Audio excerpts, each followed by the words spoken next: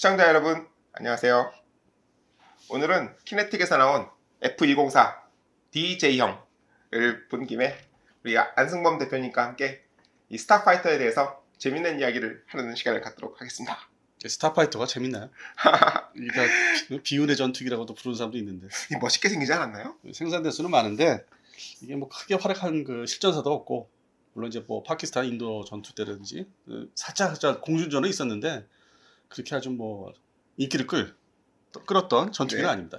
물론 탑건이나 이런 영화에 나왔으면 좋았겠지만은 어쨌든 2차 세계대전이 끝나고 예. 이 팬텀과 같은 쌍발 대형 전투기가 나오기 전까지 직접 그런 계보를 잇는 중요한 징검다리 역할을 한 전투 요격기로서 큰 활약을 했다라고 저는 생각하고 있습니다. 예.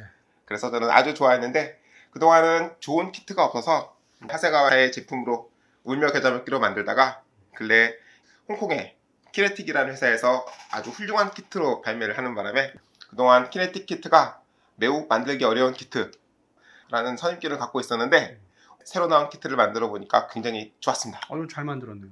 네. 깔끔하네요. 키트가 좋습니다. 예. 네, 우선 이 F104 이 전투기는 어떤 전투기인가요? 최초의 마 2급, 최초의 마 2급의 전투기였죠. 예. 마 2. 예. 이 지금도 현용 전투기들도 마 2로 나는 전투기가 별로 없습니다. F104가 이제 마 2를 기록하고, 그 다음에 1955년도에 이제 구소련의 미그 21 피시베드가 이제 마 2를 달성을 했죠. 여기서 말하는 마하 2는 예. 이 수평 비행입니다. 이 보통 하강하면서 찍는 그런 이론상의 속도가 아니라 수평 비행하면서 자력 엔진만으로 마하 2를 찍었던 최초의 전투기예요. 그리고 이제 센츄리 시리즈 중에서 이제 최초의 마 2도 달성했고. 그러고 보니까 이제 미국 공군이 F-51 머스탱부터 시작해서 P-51이었지만 F-51 그리고 80 세이버 86 그다음에 F-100 100부터는 센츄리 시리즈라고 한다고요? 네, 예. 그럼 센츄리의 네 번째 시리즈인가요?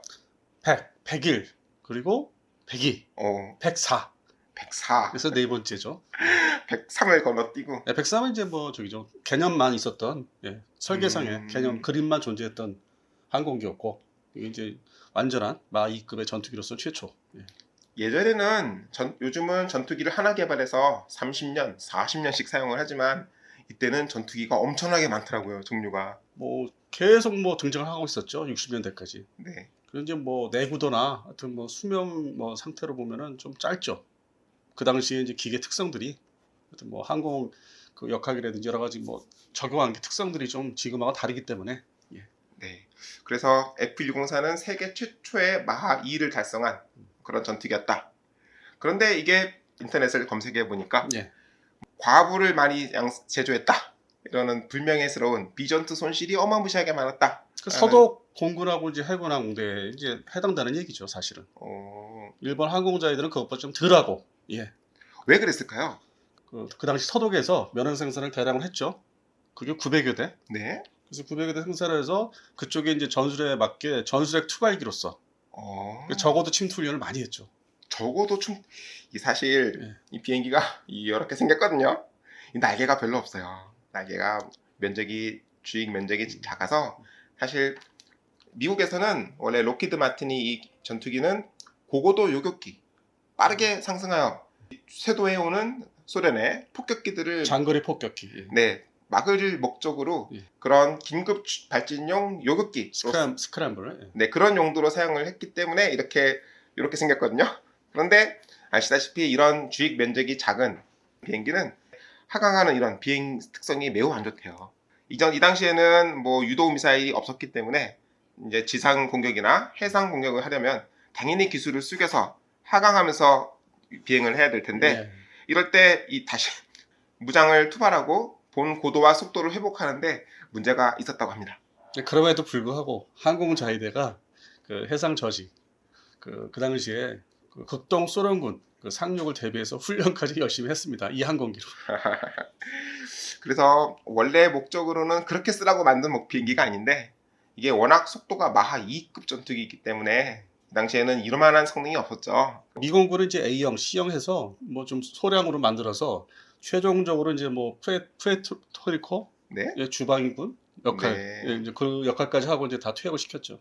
그래서 미국은 180여 대를 운용하다 말아버리고 그리고 이제 미군의 어떻게 보면은 2차 세계대전 후에 패전국들에게 소련을 막을 그런 역할을 부여하면서 그러니까 항공 산업을 이제 재건을 시키는데 그 당시에 이제 소련이 중국한테도 면허 생산권을 이제 주고 있었거든요. 그래서 오. 그런 거에 또 대응하기 위해서 서독, 이태리, 뭐 캐나다 그리고 이제 우리 그 옆에 일본까지 그 중국이 미그 17을 막 찍어내니까 미그 15, 17은 이제 공급을 이제 주로 했었고 19부터 대량 생산 체제 그리고 이제 21에서는 이제 그 중서 분쟁으로 인해 국경 분쟁으로 인해서 중단이 돼서 자체 이제 모델을 만든 게 지금의 J7.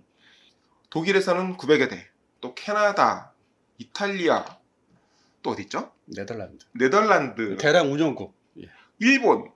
야, 그래서 대량 운영을 했더라고요. 물론 이제 뭐 노르웨이, 뭐 덴마크 같이 소량으로 사용한 나라도 있고. 예. 대만은 어땠나요?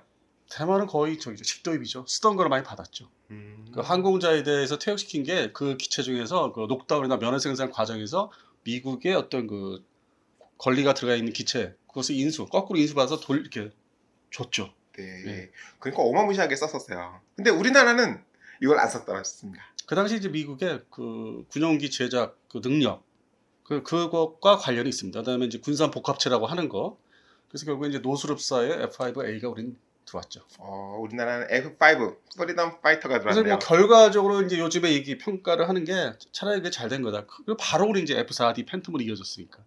물론 이제 F104를 쓰던 나라 중에 이제 서독, 네. 일본 항공자위대가 결국에는 팬텀을 도입합니다. 어. 이 문제가 있으니까. 문제가 그렇죠. 왜냐하면 요격기로 쓰면 괜찮을 텐데 자꾸 이렇게 날라고 하니까 이렇게 날 수 없는 네. 비행기인데. 일본 항공자위대 역시 그 바다를 건너오는 그 극동 소련군을 저지하기 위해서 아까 말씀드린 대로 그 함정을 이제 저지하는 목적으로 훈련도 하고 하다 보니까 야 이거 안 되겠다. 지원 전투기가 필요하다. 그 당시에 그 개념이. 그래서 이제 이 면허 생산을 한 그 기술을 토대로 F1이 이제 T2 F1이 나오는 거죠. 그래서 이게 다 결국에는 이제 다목적 전투기로 가는 길이었죠. 70년대. 네. 그리고 또 최대 속도 마 2. 그런데 무장은 또 어땠냐면 우선 최초로 M61 백함포를 탑재를 했습니다. 최초의 그 전투기였죠. 예. 또 사이드와인더도 운용을 했네요. 초기 사이드와인드죠. 초기형 B형. 그러니까 열추적 미사일. 근데 이 초기형 사이드와인드는 요즘 것과 달리 적기의 열원, 즉 상당히 복잡한 조건을 갖추고 쏴야 되는. 예. 즉 적의 꼬리를 잡았을 때만 명중을 기대할 수 있는 그런 특징이 있었습니다. 뭐 그럼에도 불구하고 1958년 금문도 그 공중전에서 그 대만 공군의 F-86 세이버가 많은 이제 전과를 거뒀죠. 그것도 미그 15, 17을 상대로. 왜냐면 적이 어차피 선회전을 해서 적의 꽁무니를 잡아야 이 사이드와인더 초기형을 사용할 수 있는데 그런 제약이 있음에도 불구하고 실전에서 성과를 거뒀네요. 그리고 이제 그 사이드와인드 장착을 이제 재현한 그 모습. 네. 뭐 사진들 보면은 그 유별나게 일본 항공자위대의 F104J형이 이렇게 파일럿 밑에 바로 장착한 쌍발을 장착한 그 형태를 많이 이제 발견할 수 있죠. 다른 나라는 사이드와인더는 어디다 달았나요? 주로 이제 주날개에 무장을 많이 달더라고. 주날개 양쪽에. 그러니까 이제 뭐 못하는 게 아니라 그 이제 어떤 이렇게 종류별로 이렇게 분류해 보면은 유별나게 이제 항공자위대의 어떤 모습이 더 이렇게 이 모습이 많았다는 거죠. 그래서 이 키트에도 그런 모습을 재현을 하고 있고 퍼지를 하고 나면 야 진짜 날개가 없습니다.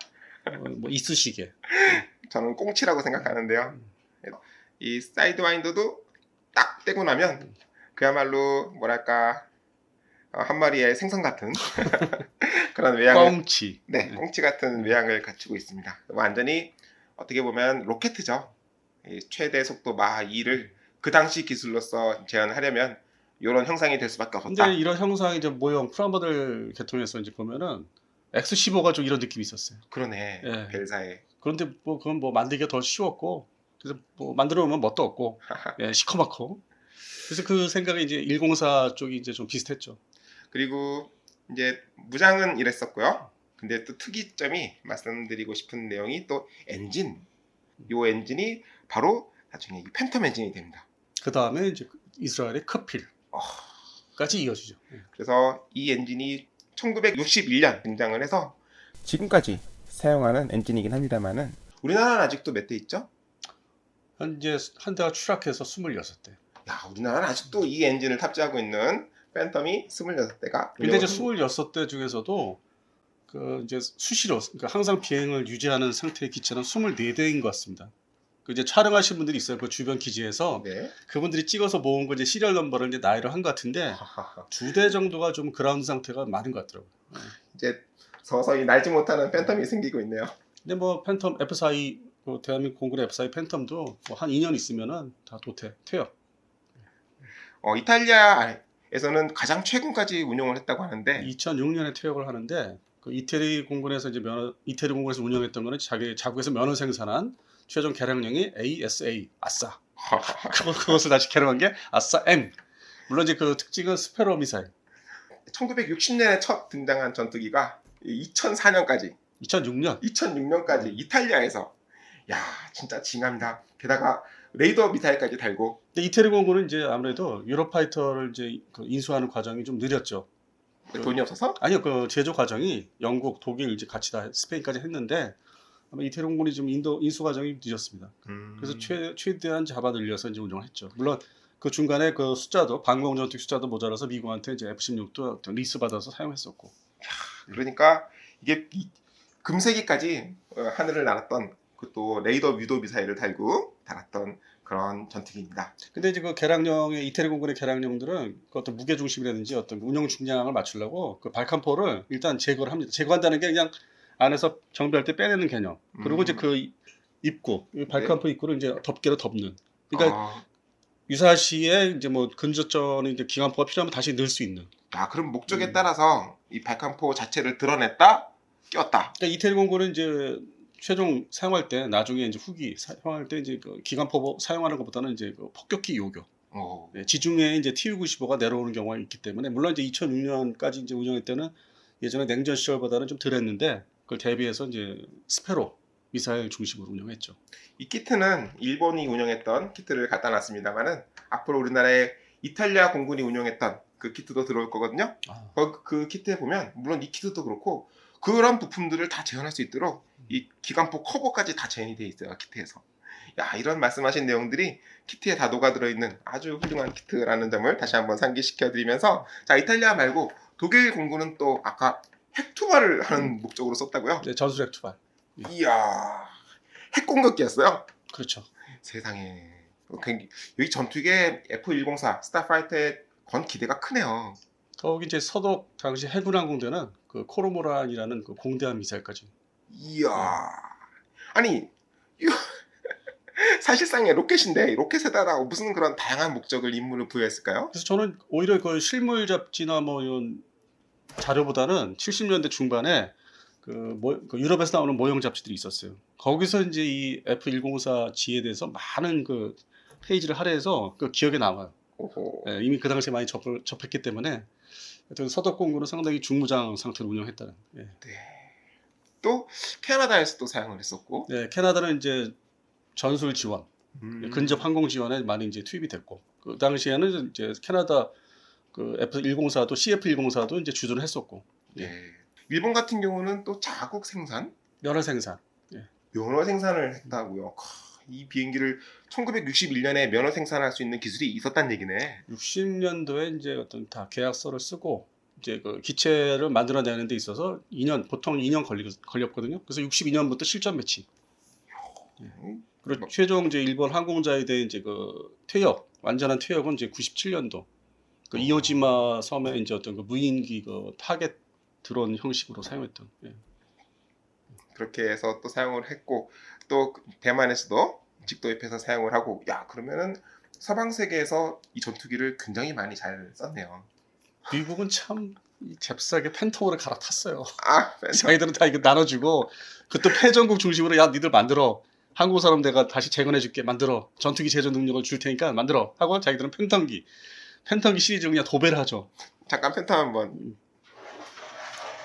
같은 엔진을 이거 B형인가요? 네, 해군형 B형입니다. 그래서 이 비행기 엔진은 또 같은 비행기거든요. 예, JH-79. 네, 그래서 한번 들어봐 주시면 네, 이 형상이 다르죠. 이게 더 멋있어요.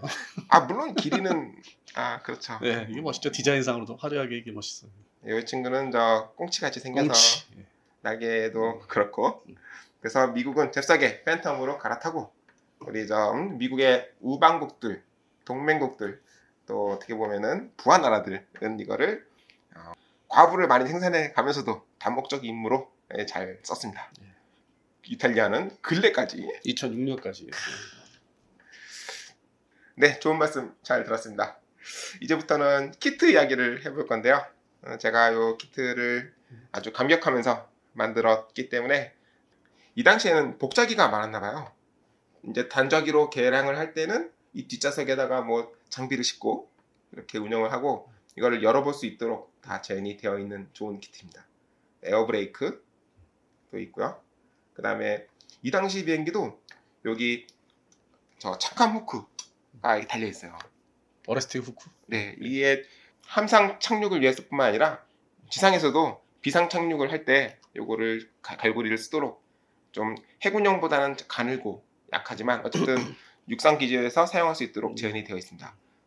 현대 전투기의 구성 요소는 거의 다 갖춘 그런 전투기예요. 날개가 작은 것만 빼고. 네, 이렇게 알아봤습니다. 네, 오늘 이렇게 디펜스 타임즈 안승범 대표님과 함께 F104 스타파이터에 대해서 이야기를 해봤습니다. 재밌게 보셨기를 기대하면서 저희 추천과 좋아요도 부탁드립니다. 네, 시청해주셔서 감사합니다.